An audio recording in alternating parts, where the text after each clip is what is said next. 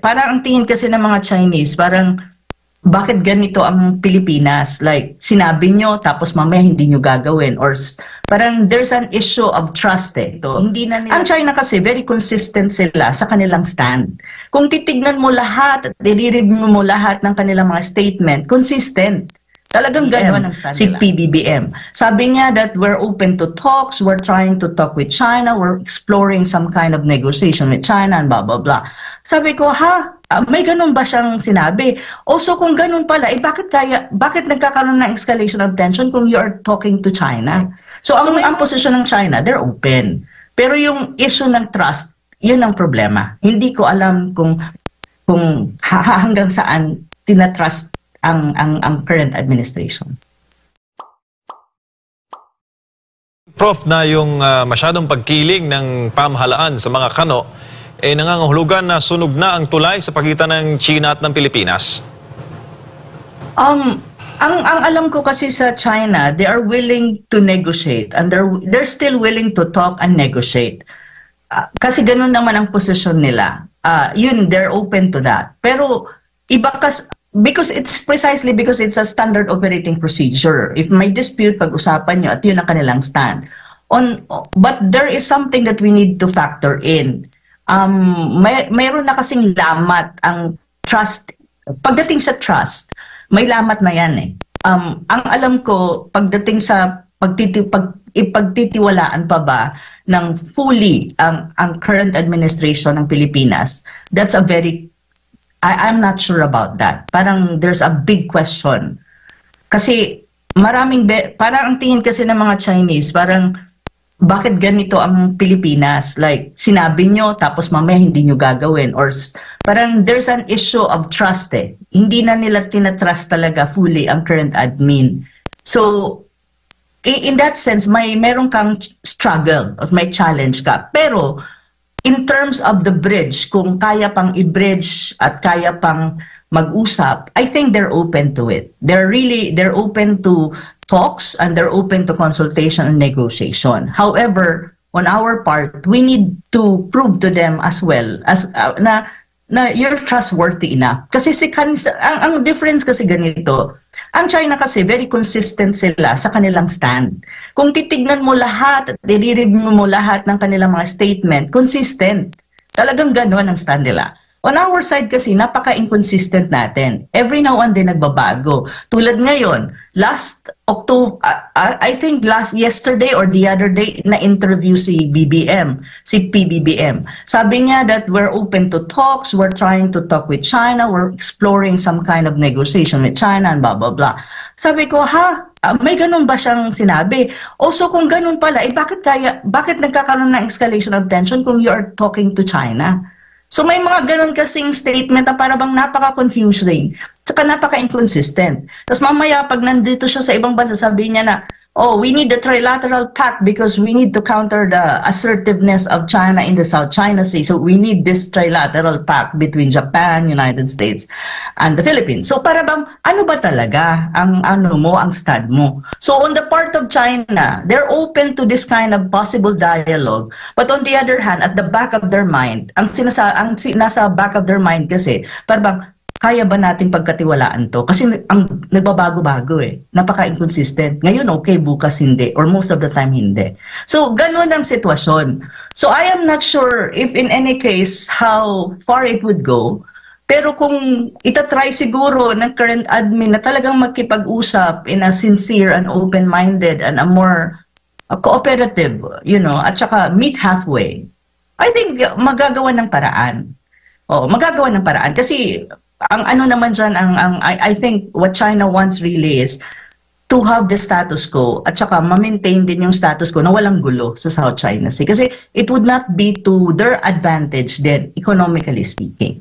So ang gusto nila, status quo stable, tsaka peaceful ang South China Sea. Kasi they need the South China Sea to be peaceful at wala silang engagement in military because ang pinaka-reason dyan is yung economic. Ayaw nilang ma-disrupt ang kanilang economic development and prosperity. Madi-disrupt kasi yan kapag they will be engaged in a some kind of military conflict or anything to that effect. So ang posisyon ng China, they're open. Pero yung issue ng trust, yun ang problema. Hindi ko alam kung hanggang saan tinatrust ang current administration. Prof, magandang gabi, maupay na gabi. Si Admirator, long time no hear. Prof, Talaga lang, ha? Oo, may tanong ko lang, Prof. Na-horrified ang ating Pangulo nung marinig niya na merong gentleman's agreement. Ito kasi yung mga lumulutang, no, yung usapan. Ano ang masasabi mo dito, Prof? Anong horrified? Bakit siya ma-horrified sa gentleman's agreement? Ang Tagalog ng horrified, kung isi-search natin, nakakatakot. So, natatakot siya. Or nakakatakot yung ginawa. Natatakot siya sa gentleman's agreement na sinasabi. In the very first place, hindi naman yan, yung sinasabing gentleman's agreement, hindi naman yan not necessarily, ang sabi ko nga sa'yo doon sa ating usapan doon sa isang programa ninyo. It's not just about the Ayungin Shoal. It's all about the South China Sea, yung dispute, yung area. Ang gentleman's agreement kasi, it's not even a new thing. Kasi ang sinasabi doon, status ko sa South China Sea, we negotiate, wag magkakagulo, hayaan nyo makapangisda sa Scarborough Shoal ang mga Pilipino at mga pa-Pilipino na mangingisda. Yun naman talaga yun eh. So anong nakakatakot doon?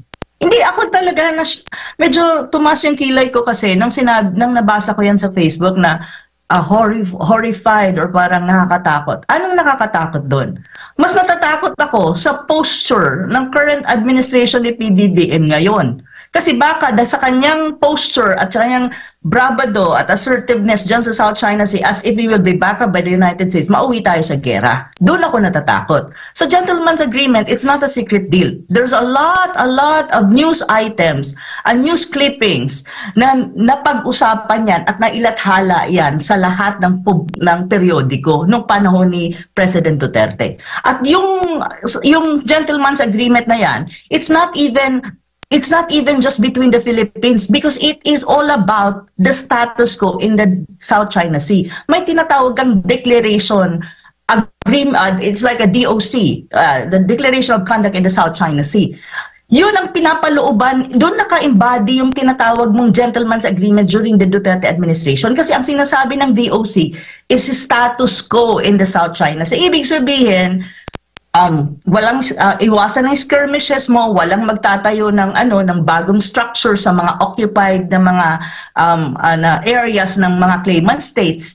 At saka we negotiate and consult with each other what we gonna do, how we gonna behave in the South China Sea. And when you talk about the Ayungin Shoal, ang sinasabi is mag-uusap tayo kung kami pupunta diyan at magde-deliver kami yung humanitarian goods para alam niyo na papasok kami. Pero hindi kami, based on our agreement, based on the DOC, hindi kami magdadala dyan ng mga materials to repair the boat. Kasi ang promise na yan ay hindi sa Duterte administration nangyari lang. 1999, pinag-usapan na yan ng China ng Philippines. 2013, pinag-usapan yan. Maraming news items on that. So I don't really understand why parang natatakot si PBBM dun sa gentleman's agreement. There's nothing to be afraid about it. Actually, kung ako ang tatanungin, dapat ipinupurso niya yung gentleman's agreement na yan instead na i-resent niya. Kasi yung gentleman's agreement, yun ang maglalagay sa atin sa hindi peligro. Yung kanyang posturing right now sa South China Sea, mauuwi tayo sa gera kapag hindi yan na-recalibrate. Yun yung difference doon. Kaya, I was like, medyo tumaas yung kilay ko, parang, Duh! Parang gano'n na naging reaction ko. Hindi ko na lang pinost sa Facebook account ko kasi baka mamaya masabi na namang ako isang traitor sa bansa. Prof, meron po bang mga sa diplomasya pag nagdi-deal ang dalawang bansa, pag nag-uusap, lalo na itong issue, particular dito sa South China Sea, pwede ba magkaroon ng kasunduan na hindi written, kumbaga verbal lang, yun nga, gentleman's agreement? Nagagawa din yan, meron din yan sa mga at existing yan? Oo, mayroon naman. Hindi kasi there are things kasi na ang ginagawa mo, depende kasi sa country. Kasi sa atin kasi, ang mahirap sa Pilipinas, ang ating foreign policy is in the hands of the president. So, ibig sabihin, the sole architect of our foreign policy is the president. Ang kaso, ang presidente natin, 6 years lang yung term. So, pagdating ng 6 years, depende kung sinong uupo, na-change yan eh. Depende kung ipupurso ang foreign policy ng previous administration, babaguhin niya altogether. So, ang nangyayari kasi siguro, ang aking intuition kasi, kaya naging gentleman's agreement yan at hindi yan nasulat talaga or hindi na yan sinulat, precisely because of that fact. Kasi we don't know kung ang next administration will follow the same foreign policy. At saka sa mga gano'n naman kasi, ang tingin ko rin, hindi siya talagang they tried really hard to put it into writing like a treaty kasi there will be process to that. Mahirap yan eh, matagal yan eh kasi kapag nagkaroon ng lalo na sa mga ganitong issue, no, sa mga ganitong very critical and very sensitive issue, baka ipadaan pa yan sa Senado, maging ang daming proseso, maybe some people would require it to go to the Senate and it becomes a very a document like a treaty or an agreement na kailangan ng concurrence ng Senate. So parang it will go through a process na parang at that time very necessary na. So napaka-impractical to do that when you can even have that kind of gentleman's agreement na okay, we understand anyway, may basis naman, that's the DOC is there, hindi naman tulabag sa DOC, and DOC was agreed upon by all ASEAN countries and China. So parang hindi naman tayo lumalabag doon, we are within that framework. So siguro para practical, hindi na yan maging magulo pa, dadaan mo pa sa Senado or whatsoever, gentleman's agreement natin. Wala naman tayong binaviolate na batas or wala tayong binaviolate na mga kasunduan na nasa level ng ASEAN. So